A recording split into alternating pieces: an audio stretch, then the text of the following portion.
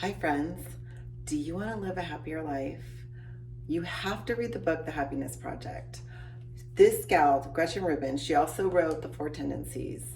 She wrote a book, and I'm just going to give you in a nutshell how to get started. I love this book so much, and I just listened to it again on Audible. So here it goes. Each person's happiness project is going to be unique. What she worked on in her life is not going to be the same as what you worked on, but this is how you get started. So it's the rare person, she says, that can't benefit from starting a happiness project. Your happiness project can start anytime, and as long as you commit to it and stick to it. First, decide what resolutions you want to make. So instead of having goals, because goals are hard to meet, it's a resolution. This is what you're wanting to work on in your life. Okay, so she says, ask these questions. Number one, what makes you feel good? Number two, what activities do you find fun, satisfying, or energizing? What makes you feel bad?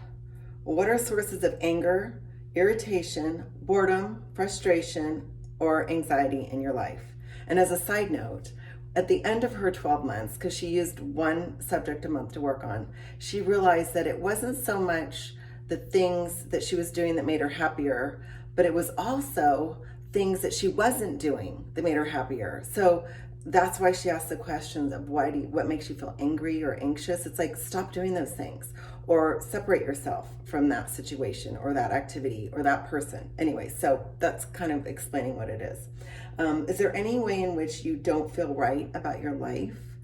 Do you wish you could change your job, your family situation, your city, or other circumstances? Do you have sources of an atmosphere of growth?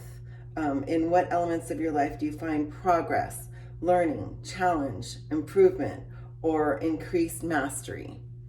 Answering these types of questions provides a good map to what changes you might want to consider. Once you decide the areas you need to work on, identify specific resolutions. Resolutions work better when they are concrete. Once you have made resolutions, find a strategy to assess your progress. To help you with your progress, obviously read her book.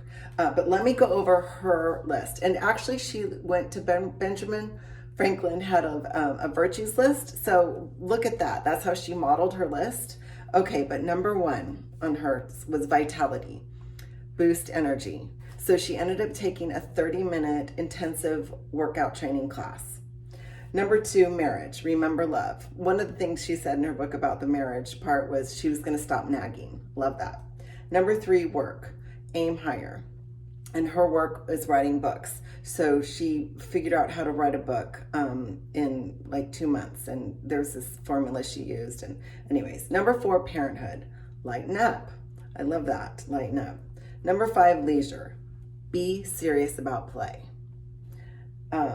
Number six, friendship, make time for friends. And I always go on a girls trip with my friends, my dearest friends from high school, and that's making time for friends, right? Money, buy some happiness. Now, I loved some of the things she did with this. Her back was hurting, and her father-in-law said, I've got a physical therapist. You've got to check this guy out. And she thought, oh no, it'll get better. It did not get better. She went to the physical therapist, and her back felt better like after the second session. She's like, spend money on things. Maybe you need to remodel, add a bathroom on your house. It's like, spend money. I know that's a lot of money. It could be little things, big things, but things that will change your life. Like, do it. Anyways. Number eight, eternity. Contemplate the heavens. So I usually do a Bible study every year. I've done it at different churches. I've done it with different organizations. I've done it in my own neighborhood last year. So find a Bible study to go to. Books. Pursue a passion. Now her passion is books. I share her passion for books. She started a book club. I belong to a book club, so I can totally relate to that. Like, find a passion and pursue it. Love that. Mindfulness. Pay attention. I actually did a YouTube video on mindfulness. You guys should go back and look at that. There's a thing on Netflix called Mindfulness. It's not called Mindfulness, but we'll look at my video, and I refer to it in my video. Okay, and number 11, attitude. keep a contented heart. I love that. Keep a contented heart. How good is that? There's so many scriptures in the Bible that talks about a contented heart, and there's so much wisdom in that.